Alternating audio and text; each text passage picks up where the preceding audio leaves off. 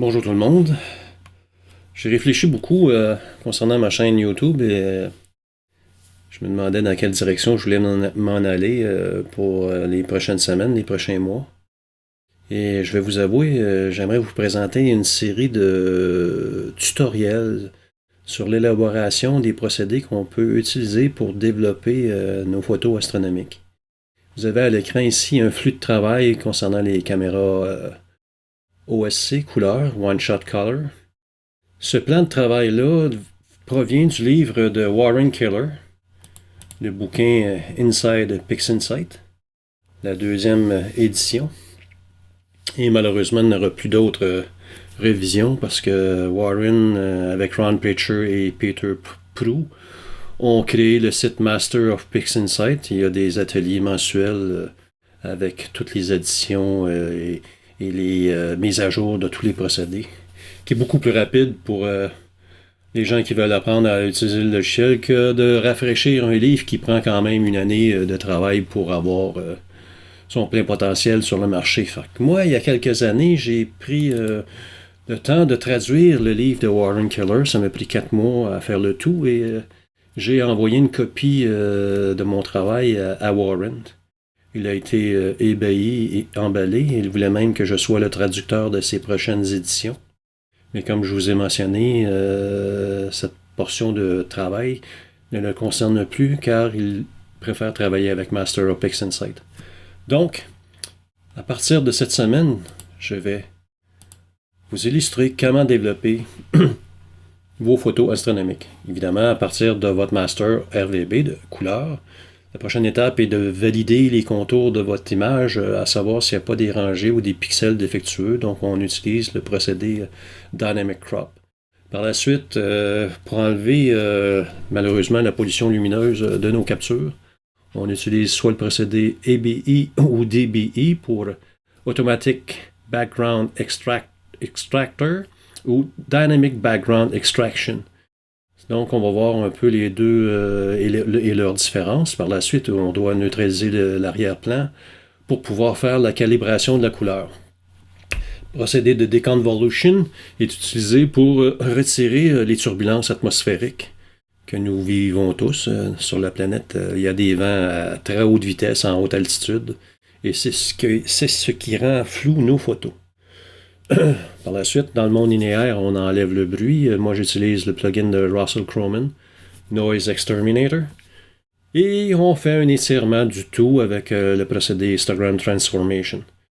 S'il demeure que c'est possible que vous ayez encore du bruit résiduel, donc on applique une autre couche de Noise Exterminator. Pour les gens qui travaillent des galaxies, bien, ça c'est vraiment intéressant d'aller chercher tout le potentiel de la plage dynamique de vos captures avec le procédé HDR Multiscale Transform.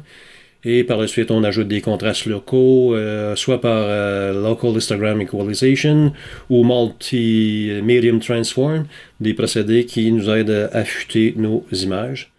Ensuite, on travaille la couleur, soit par Color Saturation ou par des courbes. Et évidemment, pour les plus avancés, les formules de PixelMath peuvent nous aider grandement à l'élaboration de nos images. Pour finir avec quelques procédés et des retouches à toute la fin. Donc ici, vous voyez le flux de travail pour les images couleurs. En ce qui me concerne, moi, j'utilise une caméra monochrome et je dois développer 4 masters. Un pour la luminance, un pour le canal rouge, un pour le canal vert et un autre pour le canal bleu. Évidemment, pour les gens qui travaillent en bande étroite, vous allez utiliser des filtres en soufre 2, en hydrogène alpha ou en oxygène 3 qui sont rapatriés sous la couche rouge, vert et bleu. Et évidemment, si on doit recadrer une de nos images, on utilise normalement celle qui est la plus dégradée dans les 4 et on applique le même recadrage aux 3 autres. On utilise également le module Dynamic Crop. Par la suite, on enlève la pollution lumineuse. La Deconvolution est appliquée seulement sur la luminance lorsqu'on travaille en monochrome parce que la couleur, c'est un travail indépendant et on va aller chercher les détails dans la luminance qui est beaucoup plus précise dans ce cas. On peut utiliser des masques d'intervalle d'intensité lumineuse, communément appelés range mask en anglais, ou encore des masques d'étoiles qui sont nécessaires pour ce procédé. On enlève le bruit au niveau linéaire aussi bien sur la luminance que sur la combinaison couleur. Et on fait un étirement dans les deux cas concernant Histogram Transformation pour ajouter notre luminance à notre combinaison et ainsi de suite. Le procédé se ressemble énormément. Donc aujourd'hui, ce que je vous propose, c'est de regarder en détail le procédé Dynamic Crop. Ici, je vais ouvrir mes 4 images. Donc, vous avez en haut à gauche la luminance. Vous avez le canal rouge, le canal vert et le canal bleu. Évidemment, dans un monde linéaire, nos photos ne sont pas nécessairement visibles. Et pour explorer le tout, il y a un procédé qui est vraiment très efficace. C'est le Screen Transfer Function, que tous parmi vous connaissez sans doute. Si vous ne connaissez pas le sous-menu particulier pour trouver un procédé, le Process, All Processes, vous avez tous les procédés qui sont intégrés à l'application de PixInsight. Si vous avez un Macintosh comme moi, vous avez seulement une colonne. Par contre, si vous avez un PC, vous allez probablement avoir un affichage à 3 colonnes pour retrouver vos procédés. Donc ici, ce que je fais, je vais prendre le petit triangle en bas à gauche, l'outil de New Instance, pour me créer une icône sur mon espace de travail.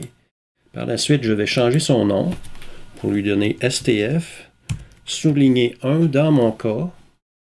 Je vous reviens dans 30 secondes à peine pour l'explication. Et je déplace cette icône sur mon espace de travail à la droite et à la droite de la barre orangée. Donc cet espace ici de travail ne sera jamais affecté par les images.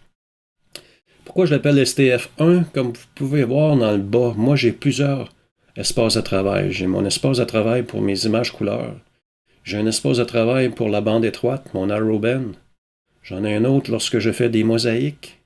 J'en ai un 4e pour l'intégration alors qu'on travaille avec WBPP et ainsi de suite. J'en ai un dernier pour créer mes masques d'étoiles. Donc ça fait énormément d'icônes et en séparant les espaces de travail, en pouvant s'y créer davantage dans le menu Workspace, on peut se créer des espaces de travail, les changer de place et ainsi de suite. Donc, c'est pour ça que je peux avoir un STF sur mon espace de travail 1, mais je ne peux pas l'appeler encore STF dans l'espace de travail 2. Donc, j'ajoute un petit indice pour chacun des espaces de travail. Une fois que cet outil-là est intégré à votre travail, à votre espace de travail, on peut, à travers le menu Process Icon, on peut sauvegarder notre espace de travail. Donc ici, si je viens, puis je viens me chercher l'espace de travail que j'ai baptisé PI Cooler, je vais remplacer le fichier existant par celui-là. Donc, automatiquement, lorsque je vais ouvrir une nouvelle session de PixInsight, je peux aller rechercher toutes les icônes que je me suis créées pour travailler et exploiter mes images. Donc, le STF, très très simple d'utilisation. Le premier bouton à la droite en bas, c'est pour réinitialiser, c'est un reset. Par la suite, on peut faire un track view. Je l'applique toujours pour que mon outil se réfère à la fenêtre active. Donc, avec le petit bouton radioactif ici, je peux cliquer dessus pour voir le rendu de ma photo. Il n'y a aucun impact sur les données du fichier, c'est seulement l'apparence à l'écran qui change. Et si je fais un majuscule clic, j'ai un stretch encore plus élaboré, un peu plus pointu pour mieux voir mon travail. Donc, je vais faire un étirement sur chacune de mes photos. Pour chacune des couches. La luminance, le canal rouge et le canal vert et bleu. Les canaux vert et bleu. Donc, on va aller chercher le procédé Dynamic Crop, qui est un petit peu plus bas ici. Et voilà. Donc, la différence avec un procédé dynamique, une fois qu'on a une image qui est sélectionnée, le procédé est automatiquement barré avec cette image. Je vais prendre l'outil de nouvelle instance encore une fois pour me créer un autre procédé sur mon espace de travail. Je vais le changer. Je vais changer son nom pour Dynamic Crop souligné 1 que je vais placer dans le haut de mon espace de travail. J'ai déjà une deuxième icône. Je vais déjà continuer de procéder pour la sauvegarde de mes icônes. Je vais sauvegarder mon ensemble au complet, que je vais appeler encore PI couleur. Je remplace le tout pour avoir une mise à jour de tous mes outils de travail sur mon ordinateur.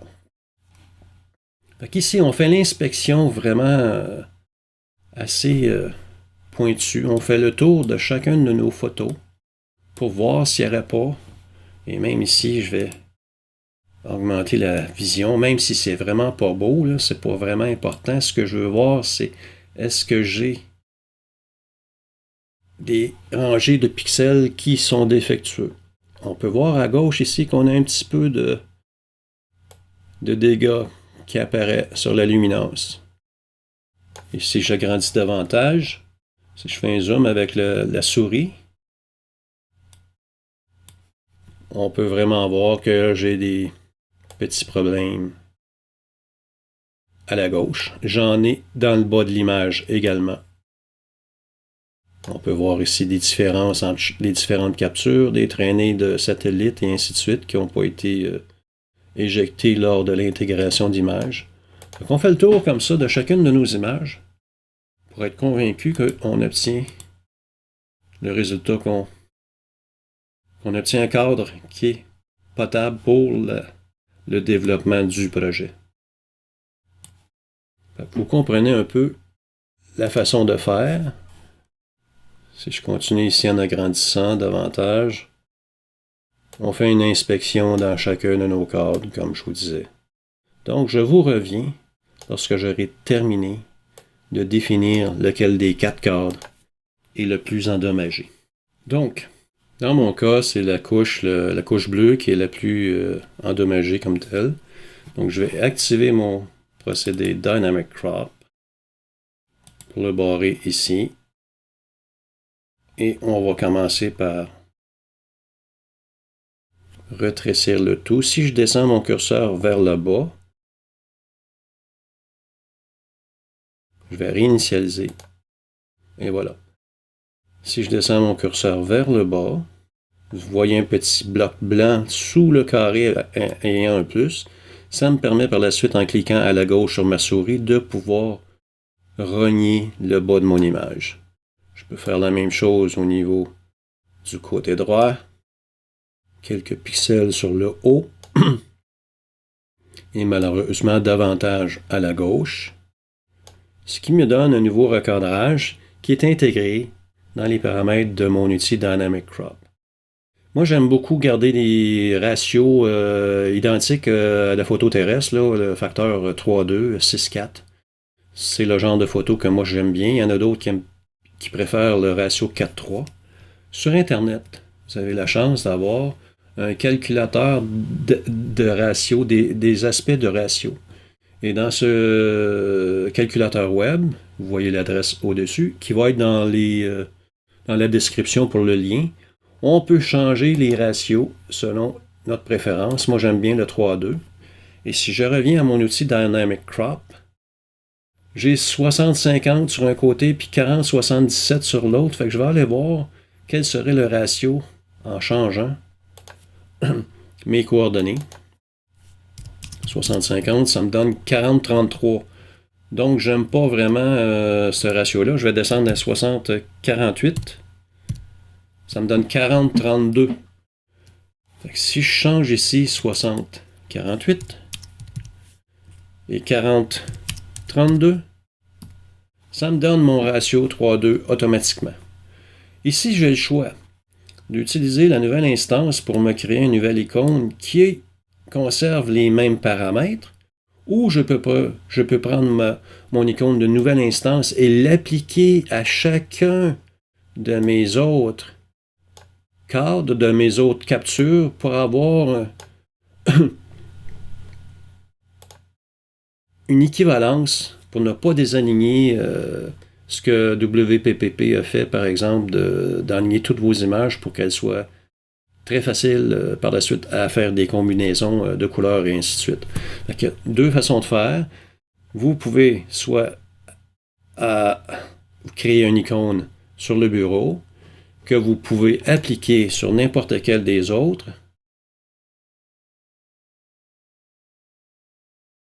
Ici, si je reviens à la dimension, je ne peux pas, à cause qu'il est actif, à cause d'ici. Donc lui, je vais le libérer.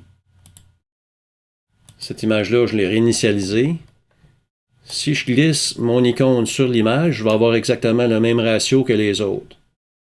Ou encore, comme je vous ai démontré il y a quelques secondes, avec l'icône de New Instance, je peux l'appliquer tout partout. Et par la suite, avec le petit crochet Execute, je l'applique sur la couche qui a été directement reliée au procédé. C'est ma façon de faire avec l'application de Dynamic Crop. En espérant que vous avez apprécié. À la prochaine.